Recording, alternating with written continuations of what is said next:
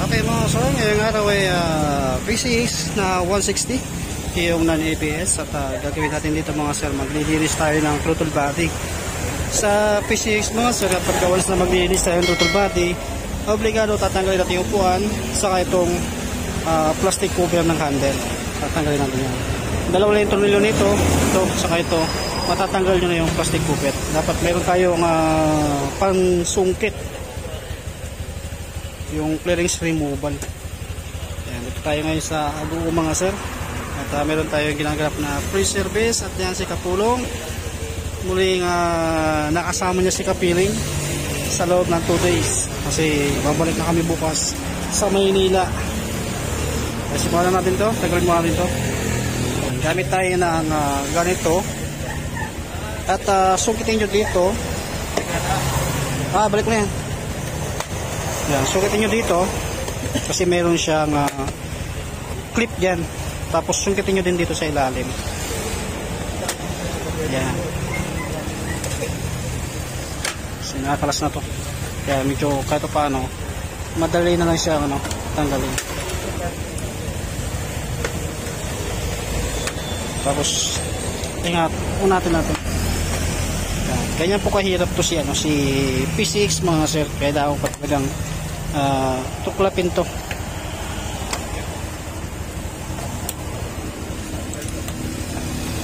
Angat mo.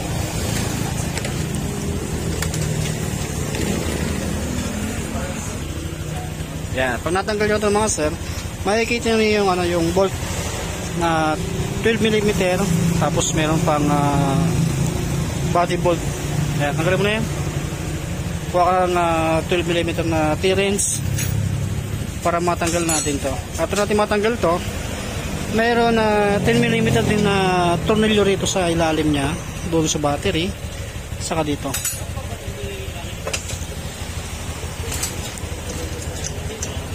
Ayan. 4 po yan, tapos dalawang body bolt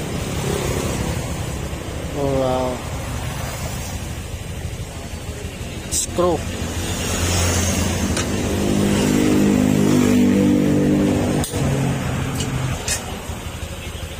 Natin 2 days kasi mga sir yung naging promo natin dito sa Aguo Union, sa shop natin dito, na meron din tayong FI cleaning tulad ng jigsaw na ginagawa natin doon. Ini-FI clean natin gamit yung BGFI kasi napaka-importante kapag medyo malaki na yung mileage ng motor, i-BGFI muna, wala nang kinakalas, mismo nasa langang natin ng kagad ng biya saka yung T44 na chemical. Ayan, tatanggalin nyo rin to, itong mga push pin, G's, meron pa dito sa ilalim para matanggal nyo. Kahit hindi nyo natanggalin yung upuan mga sir, sasama na po yan dito sa U-box nya. Ayan, at meron pang waiting na isa na click 150 or 125 na nag-antay sana sa remap kay Sir Jasla naman yan, yung sa remap. Mayroon din siyang promo sa remap, 700 lang. Kaya nag-aantay i-click. At sa susunod siguro pilitin natin din sa shop natin din sa Maynila na magkaroon ng promo. I-schedule na lang kung kailan. Kaya pag natanggal nyo na yung mga tornilyo mga sir, pa isa pa. Kaya ito pa. Dalawa.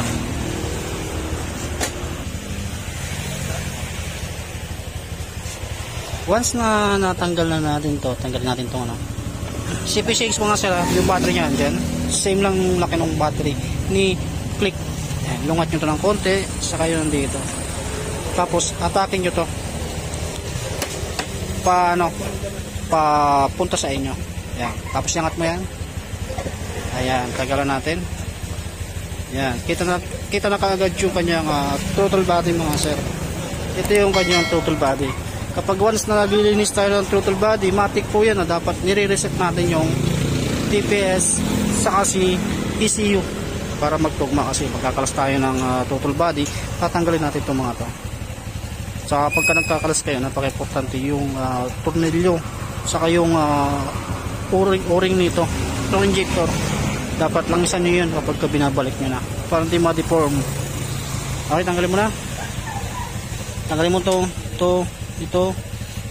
ito, saka yung doon, saka yung dito.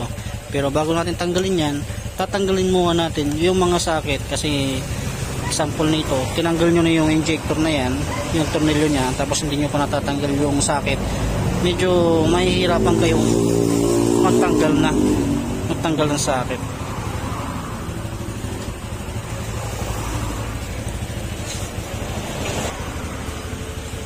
Tanggalin natin 10mm yung tornilyo niya. Tapos siyempre check nyo kung saan galing yung mga tornilyo, kasi baka mamaya mapagbaliktad nyo yung mga tornilyo, malulustrate lang yung tray ng ating tornilyuhan.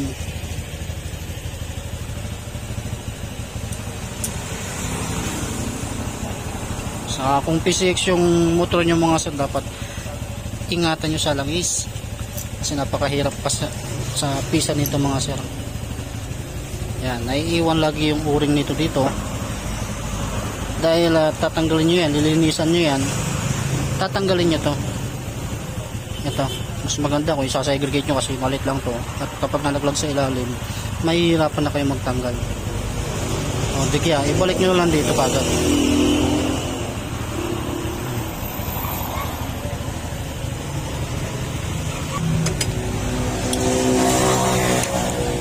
Tapos ito, tanggal natin ito yung cover ng throttle cable.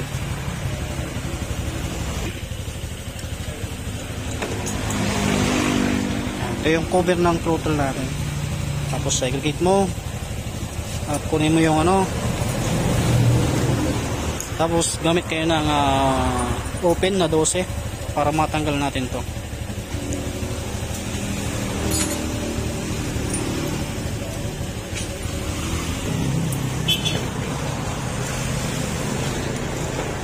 Tapos kapag nagbalik kayo ng A and B na throttle, i-double check nyo din. Baka mamaya mapagbaliktad nyo, hindi siya maiikot. Ito na yung throttle body nya mga sir. Medyo maitim na rin. Tatanggalin itong 8mm. Tapos yung TPS saka yung IC, kahit hindi nyo na linisan to mga sir, okay lang. Pinaka-importante dyan yung o-ring mga sir. Dapat kahit punas-punasan nyo na lang yan. Tapos hugasin yung gasolina, itong mismong throttle body lang. Try mo na, kala kasing mangot. Linisan na natin. Tanggalin mo yung mga goma. Tanggalin mo yung mga goma, yung mga o-ring nya. Tanggalin mo pati yung sa kabila. Yan. At huwag mo lang huwag mo lang babasahin yan. Yan lang yung lilinisan natin mga sir. At napaka-importante, huwag nyo gagalawin to. Yan. Hindi po yan ang adjustment ng minor. Stopper lang ng throttle valve natin yan para hindi masira yung mismong throttle valve nung throttle body natin. Gasan natin mabuti. Ang ginagawa namin dyan, dalawang banlaw, dalawang linis para tanggal na tanggal. Tapos i-spray na ng panghangin. Yan, isa pang banlaw tayo mga sir. Basta dito mga sir, kapag medyo pabago-bago na yung minor ng motor ninyo, pinaka-importante i-double check nyo dito itong throttle body na to. Dapat sisilipin nyo sa pinaka-maliwanag. Silipin nyo to kung may makikita ko yung medyo awang na dito. Ibig sabihin maaaring lalakas na sa gas, pabago-bago yung minor. Yun yung mga dahilan ng mga pabago-bago minor at malakas sa gas. Kapag ka ganon, pwede kayong mag-adjust dito mga sir. Ito, i-adjust siya, kumbaga luluwagan ninyo para itong si throttle valve natin. Medyo maingay yung background natin mga sir kasi nasa tabing kalsada tayo, para maging lumapat uli sa throttle body nya. Gano'n yung ginagawa ko mga sir. Yan, dalawang banlaw pa tayo kasi medyo madumi pa to. Nilinisan natin mabuti. At kapag nag-stack up naman tong throttle valve nya, tanggalin nyo lang to. Pinaka-importante yung ganyan, dapat tandaan nyo kung saan yan nakalagay, saka nyo tanggalin. At ma-applyan ng langis kung sakaling masikip na siya. Siyempre tatanggalin nyo yung yung silak na yan para may labas nyo to. Laksan pa natin to sa bisis. Yan, dalawang balaw naman yung mga sir ng gasolina. Tapos babalik na natin. Apply mo muna ng lagyan mo ng grasa dito. Grasa yung langis pala.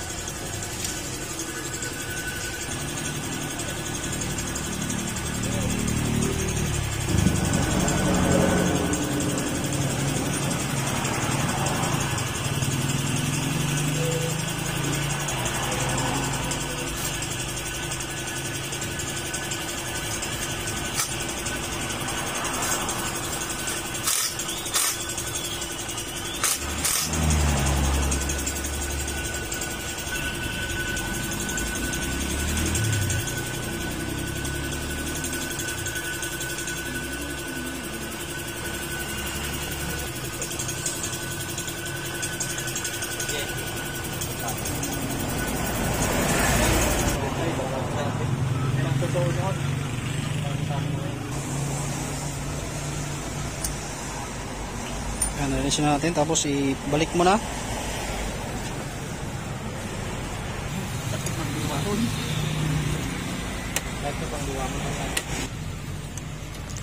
Yan, tapos dito mga sir, ang gagawin nyo rito para hindi ma-deform o masira yung o-ring, lagyan nyo ng langis, or ganito yung gawin nyo.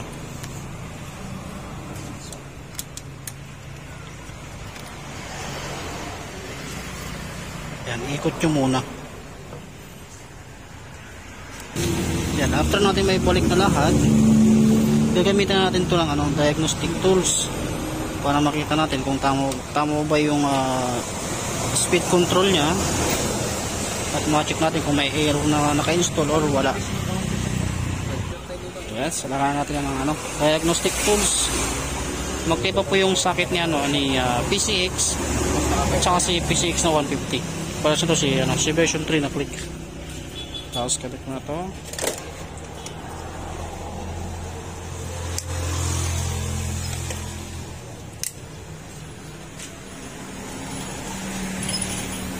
Yan, dahil Honda yung ating i-diagnose, Honda yung gagamitin natin. I-on mo yung susi. Tingnan mo, i-din mo, tapos auto scan.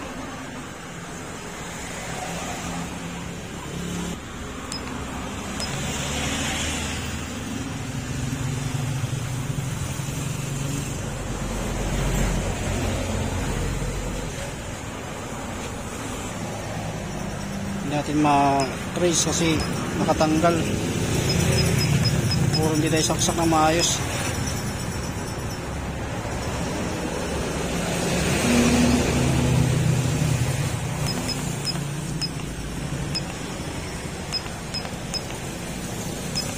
Yan, wala naman code. Tapos configuration natin.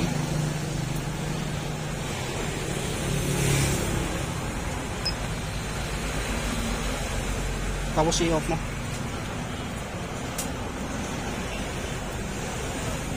1, 2, 3, 4, 5, 6, 7, 8, 9, 10. Okay, complete na. Tapos try naman natin i-check yung engine data.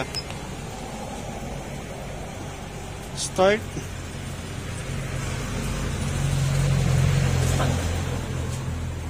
Patayin mo muna sa kamay yun.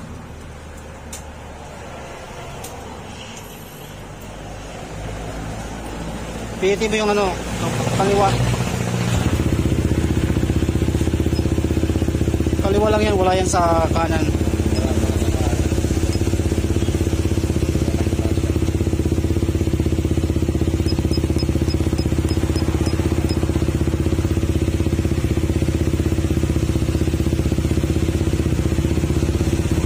Babayin natin yung minor nya. Medyo gumagana pa yung IC.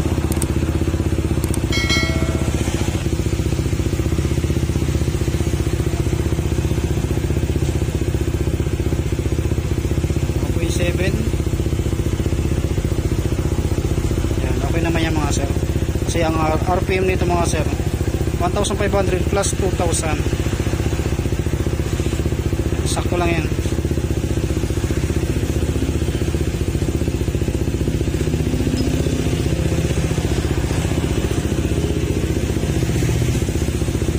Kasi bumba mo konti.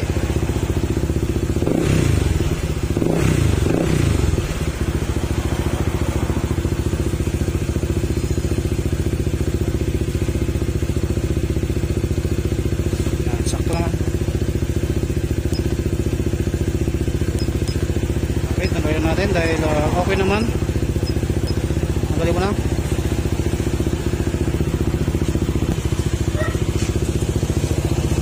Dahil okay naman yung minor niya mga sir. Sakto-sakto lang yun. Balikan natin yung upuan. Balikan natin yung upuan. Dahil lang gawin yung mga sir kung sakali maglilinis kayo ng total body ninyo. Pero napaka-importante kung kung sasabihin nyo rin yung filter. Kaso sa filter nga lang mga sir, napakahirap magpalit po niyan mga sir. Okay, tapos na tayo dito mga sir. Ganun bang gawin yung mga sir? Maraming salamat.